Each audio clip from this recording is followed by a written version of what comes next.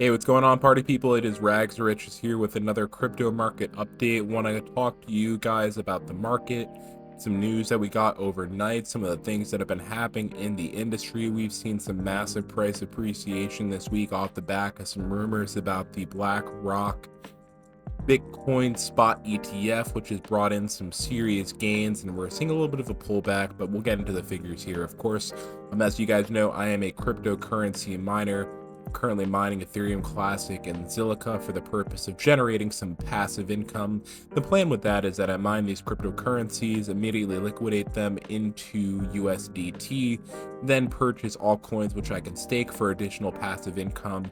Staking on top of mining, which is compounding returns on top of returns for a more passive income, so we can escape the rat race, which is the whole point of this channel. Because I'll tell you what, while a W-2 job will get you paid, while it'll pay the bills, while it'll make sure you're comfortable, it'll never make sure that you're free. And the goal here is to turn our rags into riches, to escape the rat race, and to have a, generally speaking, good life.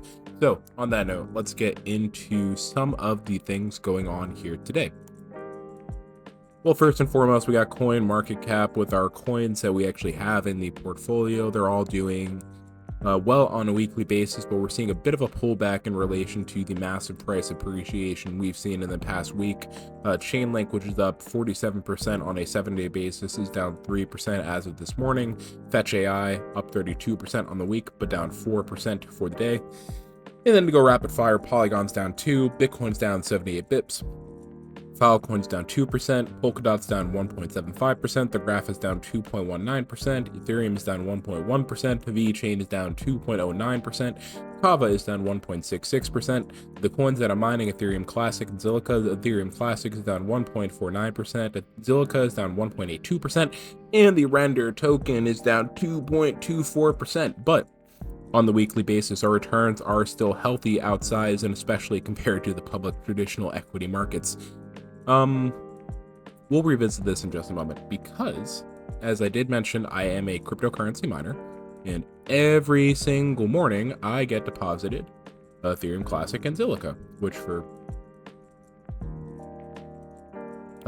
I forgot. I was about to say, for some reason they're not actually showing up here, but that's because when I woke up, by instinct I immediately sold them to begin purchasing. But then I realized I can make a video about this. So here's the deal. I got $5.41 of cryptocurrency that I am able to purchase into the portfolio. Looks like it's going to be about $1.08 for each coin that I plan on buying today. And the way I approach that is I have respective price targets for each one of these respective tokens. The plan is to have a relatively balanced portfolio as far as the altcoins are concerned. There, of course, will be a concentration within Polkadot and Polygon, given that these are my two highest conviction coins. Everything else is for the purpose of diversification, as well as having high conviction to invest in them in the first place. I plan to purchase from the lowest value in the portfolio all the way up to the highest value. So it looks like we're going to have some Graph today bought, VeChain bought, Ethereum, and then Kava. So going into the spot trading platform for Binance.us, first coin we need to buy some is going to be for the Graph. Binance platform is pretty straightforward. You can buy assets in either USDT or in their underlying token. But in this case, since I try to do even allocation across the coins that I have, be buying about 1/5 for the Graph. Market, of course, because I don't have time to wait. Go back into our handy dandy wall here. Next one is going to be VeChain, so go back to the spot trading platform. VET.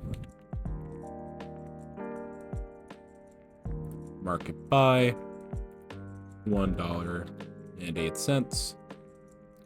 Boop. Thank you.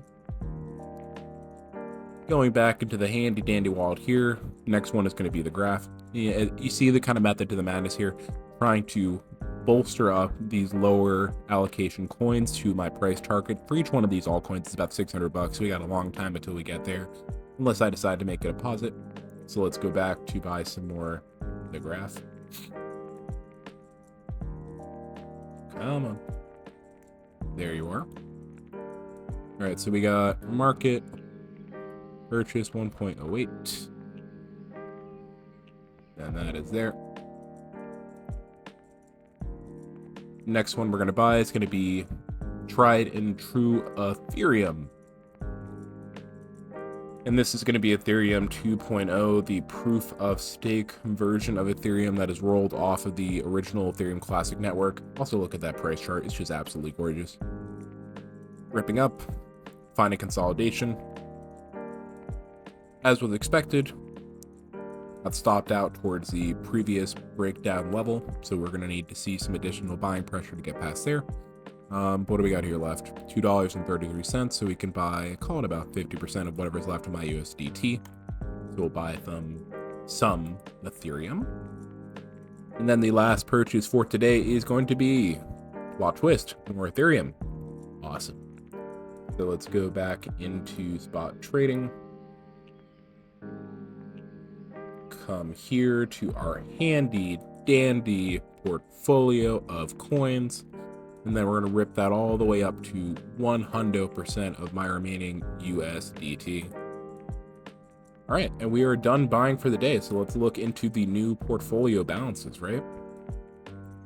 Just pushed up our VeChain about $3, Ethereum about $3, and then the same thing for the graph. So it's going to be looking like, unless there's major price changes overnight, we're going to be buying some more VeChain, Ethereum, and Kava over the day tomorrow. Now, why do I buy into these tokens? Well, the good news is for me and you and us that these tokens are actually stakeable, meaning you can actually use them, store them aside, allow them to be used to validate future transactions onto these respective networks. Ethereum is now yielding a 3.6% rate, which is great for me. A little bit less than the rate of inflation on an annualized basis as far as the USD inflation rate, but I'm okay with that. It's better to stake and at least have some form of rewards that can potentially help you slowly beat the rate of inflation, the debasement of our currency, the whole point that we invest in cryptocurrency, than not to do so at all. All right, so let's actually see, because I noticed that the Ethereum yield went down from 4.1 down to 3.6. So were there any other changes over the time period as well? It looks like VeChain is still yielding 1.1%. Ethereum, as I mentioned, the yield has gone down marginally to 3.6%. Kava is yielding 8.4%. Polygon is yielding 3%. So this is actually increased from 2.1 from the last time we looked at this. Nice. Fetch AI is yielding 4%, so that is holding steady. And then Polkadot is yielding, as of right now, 13.3%. So yeah, when I think about my proof of stake portfolio, I think about having underlying exposure to these respective projects. The ones that I cannot stake, these will include, going to the chart here, Chainlink, Render, Filecoin, and then the graph. These are not coins that I can stake, so they're not going to generate passive income, but I do think that over time the price appreciation from the underlying coin will be good for us because it'll put some cash into our pocket. Now, heading over to CoinMarketCap as we close out Binance here, as I was mentioning at the start of the video, we've seen some massive price appreciation for these respective coins over the past 7 days. 47% for Link, 33% for Fetch AI, 19.23% for Polygon. And when you have an asset that rapidly rises in value, there likely, and there oftentimes will be, a period in time, which is what we're seeing right now, where there's going to be a pullback, there's going to be consolidation to validate the fact that people bought into a project, an asset, and that new price is not necessarily the correct price, but one that the market agrees on for at least the mid to long term. And well, we still need more time to see if this materializes. Excuse me as I stretch. Oh boy. While we still need a little bit more time to pass to see if these new prices are the quote-unquote correct price for the time being, I do think consolidation in a healthy bull market is beneficial, as it lets people actually assess and validate if their decision to invest into a project, an underlying asset, a stock, etc., is the right choice given the rise in prices. Many people will see in the mornings or in the afternoons or in the evenings when they begin the trade for the day, something has gone up by a big percent. and they'll purchase into it, not because they know any of the fundamentals about the underlying asset, but because they want to do a swing trade. They want to make some money in the short term. They want to trade the asset. They don't want to invest into the asset. And because of that, you'll have periods of time where people get shaken out. Well, if they stop seeing price movement rapidly increasing, then they believe that the trend is over. They'll try to sell out of these projects, and then that's when you either have consolidation or a breakdown of the trend. My personal opinion, and this is why we're going to get into some of the news that's coming out into the market for cryptocurrency shortly, is that this trend is not a short-term rally. It is a long-term systematic trend that is going to be beneficial to the underlying assets here. Meaning, this rally is just the price going back to what it should be, and that it will continue going into the future as far as price appreciation. I think this occurs into the long term. But time will tell, so let me know if I'm wrong in the comments. As far as news goes, crypto market sentiment at its highest point since Bitcoin 69 all-time high. All right. Bitcoin market sentiment has returned to levels not seen since its price reached 69,000 in mid-November of 2021, according to the Crypto Fear and Greed Index. The index is now at 72 out of a total possible score of 100, placing it within the greed ranking, a 6-point increase from October 24 and a 16-point bounce from its 50-point neutral rank in October of 2018, or October 18th of 2023. Now, there's pretty obvious reasons for this excitement, this level of greed in the index here. Strengthened market sentiment is going to be following a wave of excitement that's coming from BlackRock's spot ETF that could be inching towards approval by the US SEC. On October 24th, or just yesterday, Bitcoin had its largest single-day rally in over a single year, recording a 15% daily gain as its price briefly moved above the $35,000 mark.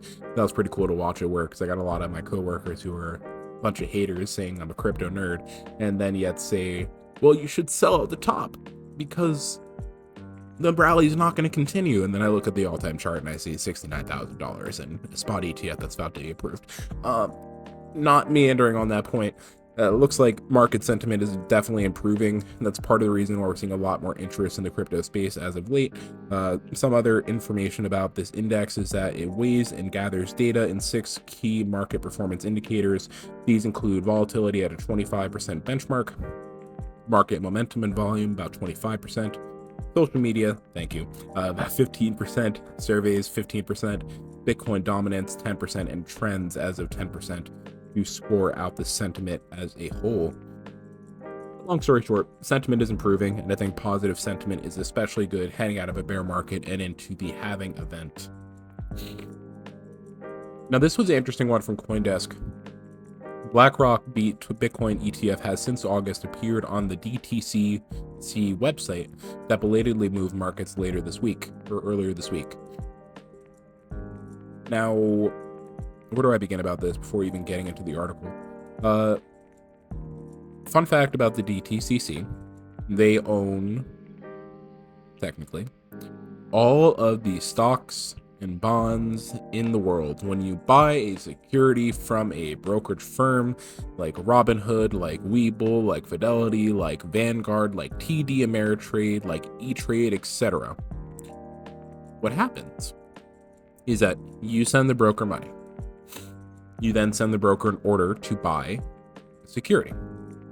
The broker then sends that into an exchange, and that order is completed by a market maker. You are not trading to a seller of a security in the market directly. A market maker is essentially a person that provides liquidity to markets, so if you want to sell at a given time, you're able to do so. And for providing that service, they get fees from the underlying brokerage firms, or perhaps data from order flow to actually fund their operation. When a market maker places a trade, the party that actually manages the transfer of the actual security instruments for these underlying stocks is an institution called the DTCC. They're essentially the master owner of every stock in the world. They are the beneficial owner of every single stock that you own, and you essentially have the right to buy and sell, and then during derive US dollars from any given trade, but you don't actually own the underlying stock. The DTCC does. And they also manage a lot of fundamental aspects of the securities market. So now getting into the article with that context in the backdrop, right? Impulsive trading in crypto markets is nothing new, and the movement in the price of Bitcoin over the past 2 days over the addition and then removal of the BlackRock's proposed ticker for its spot Bitcoin ETF on the DTCC website is just another example. As it turns out, the ETF has been on the website since August. A spokesperson for the DTCC said, confirmed it in an email to CoinDesk. Crypto traders this week interpreted the inclusion on the page as a sign that BlackRock's product might get approved soon, but an ETF appearing there does not indicate anything about its regulatory approval, the DTCC said, just being there as part of the quote-unquote prep work, getting a ticker symbol and a unique ID code known as a CUSIP, a CUSP ID, any ETF would undertake pending US SEC approval. Here's what I would say.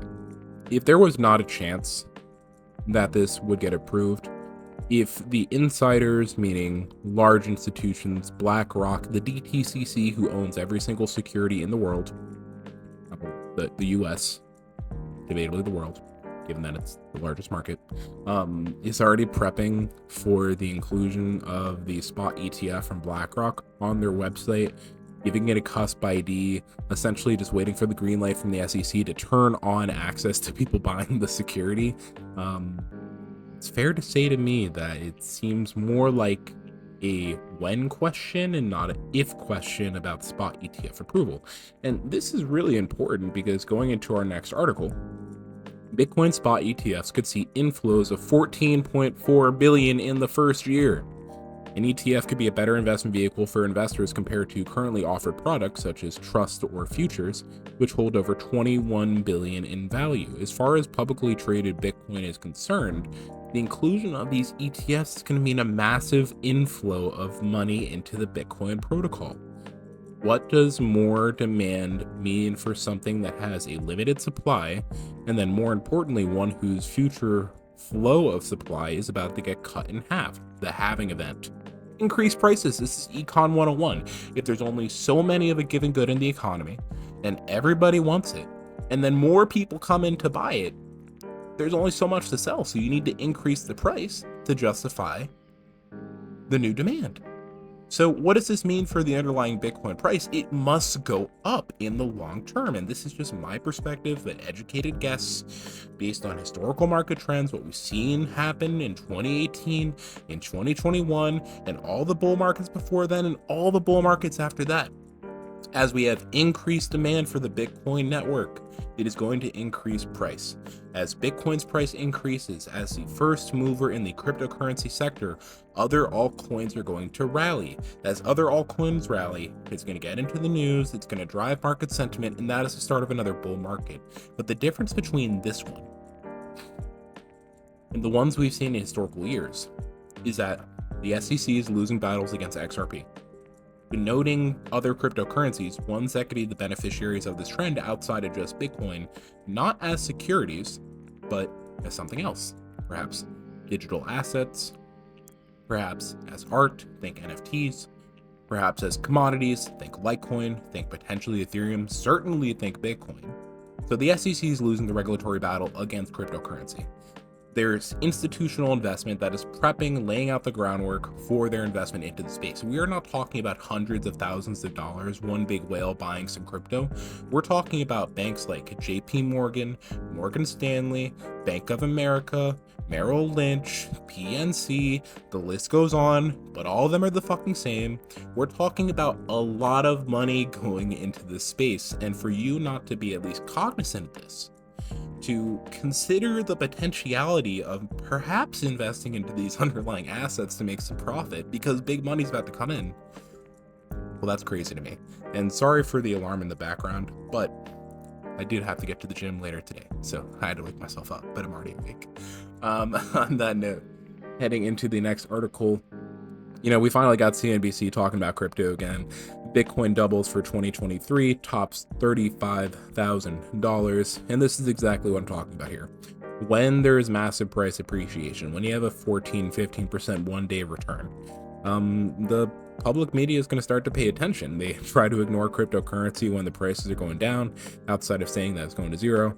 And then when prices start to go up, they start to pay attention because perhaps their thesis was invalidated here. I think this is, generally speaking, a good thing. I don't really trust CNBC as far as anything too technical or down into the weeds or being granular, but this article right here is an example of positive sentiment. The more that people like Tanaya Makel, thank you for writing the article, I guess, talk about these underlying assets, the more regular retail investors are going to pay attention, further bolstering demand, which is good for prices. On some political news here, it looks like the crypto world loves the new GOP speaker front-end runner, Tom Emmer. Never heard of the man before. Looks like it's this guy here working out in Minnesota. Why do they like this guy? Majority Whip Tom Emmer is the Republican nominee for House Leader after he bested 8 competitors to become the party's latest speaker designee on Tuesday. He reported a 117-97 victory over his final rival, Rep. John Johnson from Louisiana, and he came in a closed-door meeting among Republicans. Skimming here to see like why he actually likes crypto. And he's such a politician. I mean, look at him. He's got the suit with the red tie and the white shirt. Okay. I say that as someone who used to work in politics. All due respect to my friend, Mr. Emmer. Let's see here. Okay, so on cryptocurrency, Emmer has been a champion of the industry from his position on the House Financial Services Committee. He has earned, quote-unquote, legions of fans in the sector, both for his push for legislation around digital assets, but also on his vociferous attacks on the SEC Commission Gary Gensler. Oh, that's nice. I'm not necessarily against Gary Gensler. I just think sometimes he says stuff which isn't really fully baked. Emmer's wider record is one of historically focused on financial issues and could give the business world more comfortable over previous candidates like Jordan, who were seemingly more interested in cultural fights. All right, so getting into some quotes from Tom Emmer here. Caution, paternal regulators who oppose innovation are seeking to power grab and expand their bureaucracy at your expense. Regulators work for you, not the other way around. It is time at Gary Gensler and others start acting like it. Oh, this man is a politician. He said nothing in that statement. Here's the thing, right? Like, politics doesn't immediately and directly impact finance, but I think additional pressure against the SEC for some of the nonsense regulatory guidance that they've been giving out about the cryptocurrency space, and really more seriously about the publicly traded equity market space, about some of the underlying fundamentals of how the market works. Think the DTCC, think about naked shorting. The fact that the GameStop short squeeze event happened in the first place is a really clear example of where the US has some steps to make forward as far as regulatory guidance and clarity goes. And if he wants to be a part of the battle to, I shouldn't even say it in that way, because there isn't a battle. This is an inevitability. It's not necessarily a cultural revolution. If he is, in a general sense, supportive of innovation, new technology, creative disruption, as proposed by every major economist that is worth their salt, then he's someone that I support, regardless of political affiliation. I think that as the US is the leader of the world in many fronts, at least in my personal perspective, in terms of innovation, in terms of freedom of speech, in terms of liberty to accomplish your goals and to act in the way that you best so see fit, then I think it's perhaps a good thing that he gets to, help whip the chairs and do what he's doing in DC. So on that note, here's the deal, guys. I'm getting close to my timer here where I need to head to the gym, because if you don't look good, you don't feel good. If you don't feel good, you don't trade good. If you don't trade good, you don't make money good, and making money is a good thing. So let's go out and make some money today. Let's try to make the world a better place. Be sure to remain kind and compassionate to all of the people that you interact with today. And don't forget that this is not investment advice. This is purely for education and entertainment, but I hope you got some value out of it. Let me know what you think in the comments. Be sure to like and subscribe, and don't forget to turn those rags into riches. We surely will escape the rat race, but it doesn't seem to be today. So on that note, until next time, bye now.